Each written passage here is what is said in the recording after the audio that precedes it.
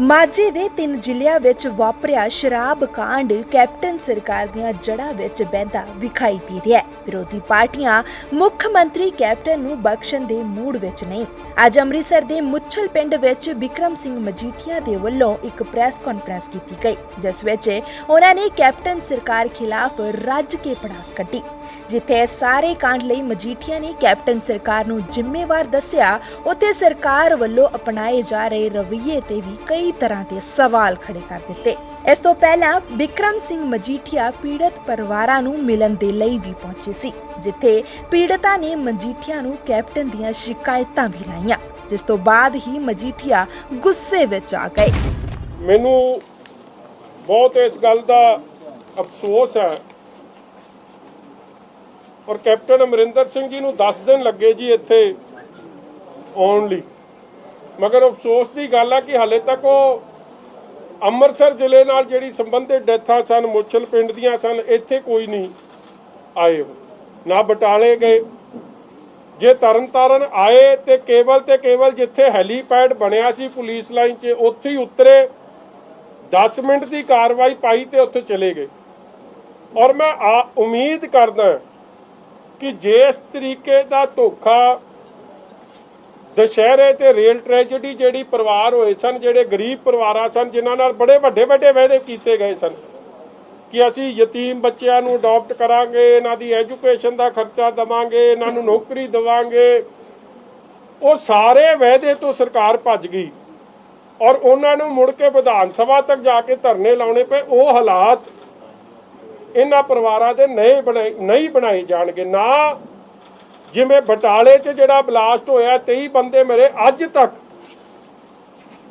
चाहे वो Dussehra rail tragedy आ, चाहे वो बटाला वाली आ, उहदे ते अज तक कोई कार्रवाई नहीं। दसो किहड़ा गिल्टी मेन परसन जिहड़ा उहदे पिछे सी, उहदे ते कित्थे कार्रवाई होई आ? ओहो जी कार्रवाई जे इत्थे भी उन्हां ने ओहो जिहा चालबाजी या चाल फरेबी कीती ਤੇ ਆਪੋਜੀਸ਼ਨ ਪਾਰਟੀਆਂ ਜਾਂ ਲੋਕ ਇਸ ਗੱਲ ਨੂੰ ਬਰਦਾਸ਼ਤ ਨਹੀਂ ਕਰਨ।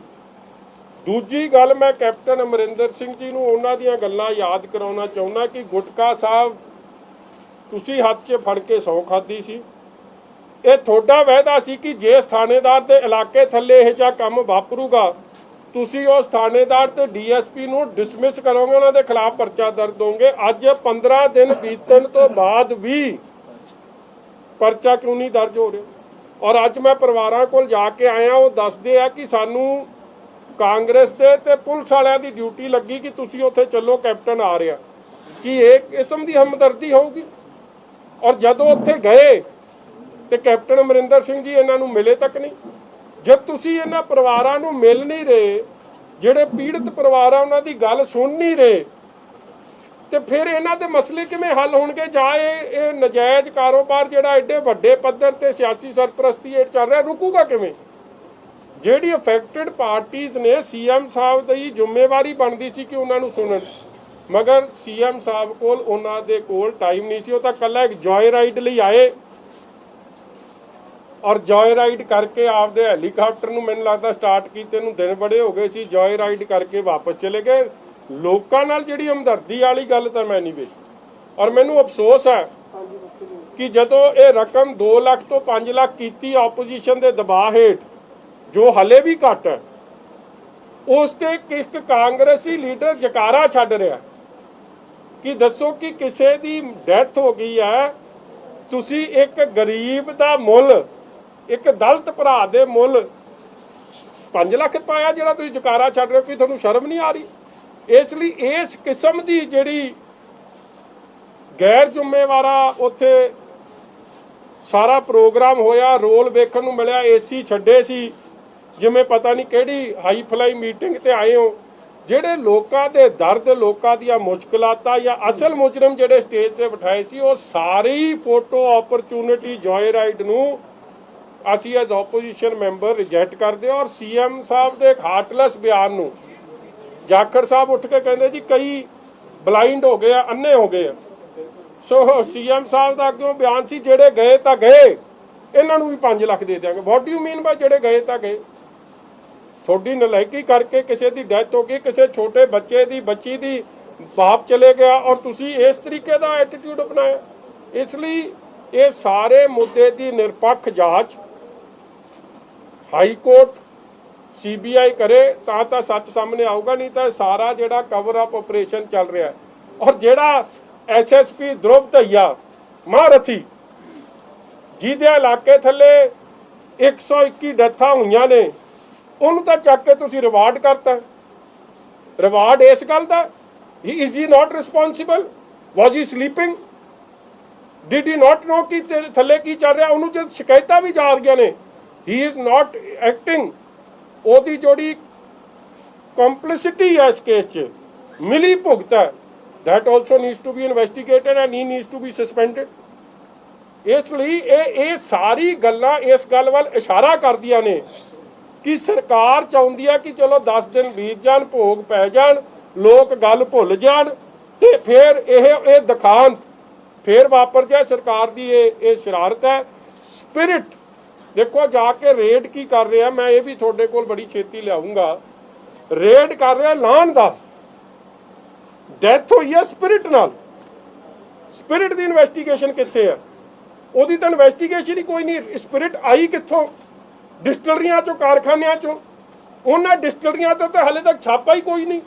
ਇਹ ਜਿਹੜਾ ਤੁਹਾਨੂੰ ਵਿਖਾਈ ਜਾਂਦੇ ਆ ਇੰਨੀ ਲਾਣ ਫੜ ਲਈ, ਉਨੀ ਲਾਣ ਫੜ ਲਈ, ਉਹਦੇ ਕਰਕੇ ਤਾਂ ਡੈਥ ਹੀ ਨਹੀਂ ਹੋਈਆਂ। ਉਹ ਫੜੋ, ਮਗਰ ਜਿਹੜੀ ਸਪਿਰਿਟ ਦਾ ਰੌਲਾ ਪੈ ਰਿਹਾ ਉਹਦੀ ਕੀ ਕਾਰਵਾਈ ਹੋਈ ਹੈ? ਇਸ ਲਈ ਹਰ ਮੋੜ ਤੇ ਚੱਪੇ ਤੇ ਜਿਹੜਾ ਕਵਰ ਅਪ ਹੋ ਰਿਹਾ ਉਹਦਾ ਸਾਰਾ ਹੀ ਇੱਕ ਵਾਈਟ ਪੇਪਰ ਤਿਆਰ ਕਰਕੇ ਅਸੀਂ ਤੁਹਾਡੇ ਕੋਲ ਲਿਆਵਾਂਗੇ। ਔਰ ਵੱਡੀ ਗੱਲ, ਜਿਹੜੇ SHO DSP ਇਹ ਗੱਲ ਕਹਿ ਰਹੇ ਸੀ, ਅੱਜ ਵੀ ਮੇਰੇ ਕੋਲ ਪਰਿਵਾਰ ਹੈ, ਕਹਿੰਦੇ ਜੀ ਪੋਸਟਮਾਰਟਮ ਨਹੀਂ ਕਰਾਇਆ। ਸਾਨੂੰ DSP ਕਾਉਂਸਲ ਕਰ ਰਿਹਾ ਹੈ ਕਿ ਤੁਸੀਂ ਇਹ ਕਹਿਣਾ ਨੈਚੁਰਲ ਡੈਥਸ ਹੋਈਆਂ ਨੇ। ਇਹ ਕੀ ਕੰਮ ਹੋ ਗਿਆ ਪੁਲਿਸ ਦਾ? ਪੁਲਿਸ ਦਾ ਪਹਿਲੀ ਜ਼ਿੰਮੇਵਾਰੀ ਹੈ ਪੋਸਟਮਾਰਟਮ, ਨੋਟ ਕਵਰ ਅਪ। ਇਸ ਲਈ ਇਹ ਸਾਰੇ ਕਵਰ ਅਪ 'ਚ ਧਰੁਵ ਧਈਆ ਜੀ ਤਾਂ ਇਹਦੇ ਮਾਸਟਰਮਾਈਂਡ ਨੇ, ਤੇ ਉਸਨੇ ਕੀ ਇਨਸਾਫ ਦੇਣਾ ਲੋਕਾਂ ਨੂੰ? ਇਸ ਲਈ ਇਹ ਸਾਰੇ ਫਾਰਸ ਨੂੰ ਔਰ ਇਹ ਜਿਹੇ ਬੰਦੇ ਨੂੰ ਜਿਹਦੇ ਇਲਾਕੇ ਥੱਲੇ 100 ਤੋਂ ਵੱਧ ਡੈਥਾਂ ਹੋਈਆਂ ਔਰ ਅੰਡਰ ਰਿਪੋਰਟਿੰਗ ਚੱਲ ਰਹੀ ਹੈ। ਅਸਲ ਡੈਥ ਕਾਊਂਟ ਇਹ 200 ਦੇ ਨੇੜੇ ਪਹੁੰਚ ਗਿਆ, ਜਿਹੜੀ ਹੁਣ ਰਿਪੋਰਟ ਹੀ ਨਹੀਂ ਕਰਨਾ ਚਾਹ ਰਹੇ। ਉਹ ਸਾਰੀ ਅਸਲੀਅਤ ਸਾਹਮਣੇ ਆਵੇ ਤਦ ਹੀ ਆ ਸਕਦੀ ਹੈ ਜੇ ਹਾਈ ਕੋਰਟ ਦੀ ਇਨਕੁਆਇਰੀ ਨਿਰਪੱਖ ਹੋਵੇ, ਸੋ ਦੈਟ ਗਾਂ ਇਹ ਜਿਹਾ ਦੁਖਾਂਤ ਨਾ ਵਾਪਰੇ। ਜੇ ਰਾਜਪੁਰੇ ਐਕਸ਼ਨ ਲਿਆ ਹੁੰਦਾ ਜਾਂ ਖੰਨੇ ਲਿਆ ਹੁੰਦਾ ਜਾਂ ਰੋਪੜ ਲਿਆ ਹੁੰਦਾ ਤੇ ਅੱਜ ਸ਼ਾਇਦ ਇਹ ਗੱਲ ਨਾ ਵਾਪਰਦੀ। ਜਾਂ ਚੀਫ ਸੈਕਟਰੀ ਵਜ਼ੀਰ ਕਹਿੰਦੇ ਸਾਡੇ ਤੋਂ ਮਾਫੀ ਮੰਗ ਗਿਆ, ਜੇ ਚੀਫ ਸੈਕਟਰੀ 'ਚ ਨੁਕਸ ਸੀ, ਜੇ ਮਾੜਾ ਸੀ, ਫਿਰ ਉਹਨੂੰ ਚੇਅਰਮੈਨ ਕਿਉਂ ਲਾਤਾ? ਮਤਲਬ ਕਿ ਜੇ ਚੀਫ ਸੈਕਟਰੀ ਦੀ ਉਸ ਦਿਨ ਦੀ ਮੀਟਿੰਗ ਤੇ ਅਮਲ ਕੀਤਾ ਹੁੰਦਾ ਤੇ ਅੱਜ 150 ਬੰਦਾ ਨਾ ਮਰਦਾ। ਇਹਦੇ ਲਈ ਜ਼ਿੰਮੇਵਾਰ ਕੌਣ ਹੈ? ਇਹਦੇ ਲਈ ਨਿਰਪੱਖ ਜਾਂਚ ਬੜੀ ਜ਼ਰੂਰੀ ਹੈ। ਮੇਰਾ YouTube ਚੈਨਲ ਹੈ ਜਿਸ ਦਾ ਨਾਮ ਸੋਸ਼ਲ ਵਰਕਰ ਡਿੰਪਲ ਹੈ। ਇਸ ਵਿੱਚ ਮੈਂ ਬਹੁਤ ਲੋੜਵੰਦ ਲੋਕਾਂ ਦੀ ਮਦਦ ਕਰ ਰਹੀ ਹਾਂ। ਜੇ ਤੁਸੀਂ ਵੀ ਲੋੜਵੰਦ ਲੋਕਾਂ ਦੀ ਮਦਦ ਕਰਨਾ ਚਾਹੁੰਦੇ ਹੋ ਤਾਂ ਪਲੀਜ਼ ਮੇਰੀ ਵੀਡੀਓ ਨੂੰ ਸਪੋਰਟ ਕਰੋ ਤੇ ਮੇਰੇ ਚੈਨਲ ਸੋਸ਼ਲ ਵਰਕਰ ਡਿੰਪਲ ਨੂੰ ਜ਼ਰੂਰ ਦੇਖੋ।